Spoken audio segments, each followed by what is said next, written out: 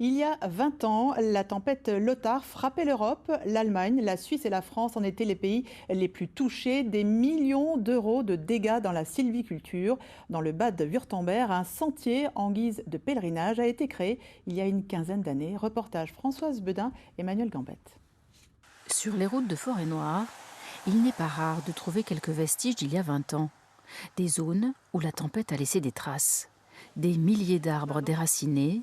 C'était Lothar, la tempête du siècle, du 26 décembre 1999, a marqué les esprits chez nos voisins. Des rafales de plus de 150 km/h, avec des pointes à 270 par endroit. Des centaines de blessés, des personnes décédées dans leur voiture, des forêts décimées. La Forêt-Noire fut l'une des régions les plus touchées d'Allemagne, notamment autour de Baden-Baden, où plus de 500 000 mètres cubes d'arbres sont tombés, un tiers de la forêt détruite. Une catastrophe naturelle, humaine et économique, des dégâts de plusieurs dizaines de millions d'euros. Sur les sommets, à 1055 mètres d'altitude, on a créé depuis un pèlerinage, prénommé Lothar, un sanctuaire. La forêt est devenue sauvage. C'était au départ une forêt exploitée, tout était planté ici. Les arbres étaient coupés, puis sciés, et après l'arrivée de la tempête, on a tout laissé en l'état, et une nouvelle flore est apparue. Des animaux ont même trouvé refuge dans ce dédale.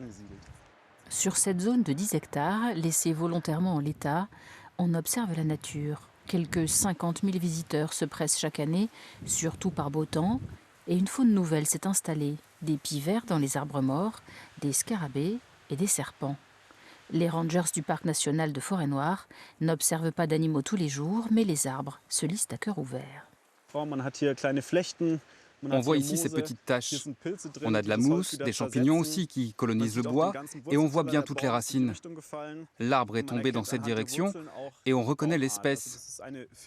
C'est un épicéa qui n'a pas de racines très profondes, mais seulement de surface.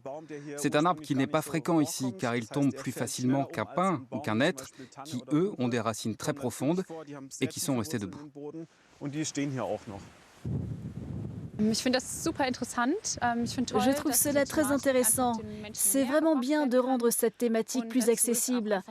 Et c'est aussi un très joli sentier de promenade. Pour profiter de la nature, voir des animaux si on a de la chance. Un peu plus loin, à 3 km du sentier, seul sur les cimes, l'hôtel Schliffkopf donne presque sur ce lieu de pèlerinage. Dans cette direction, c'est le sentier Lothar. On le voit un tout petit peu. Il y a un espace vide et on ne le voit pas directement, mais il est là, derrière cette forêt, cette petite colline. Derrière la colline, le sentier Lothar créé en 2003 est devenu un atout pour cet hôtel de luxe où l'on vient pour le bien-être et pour se ressourcer.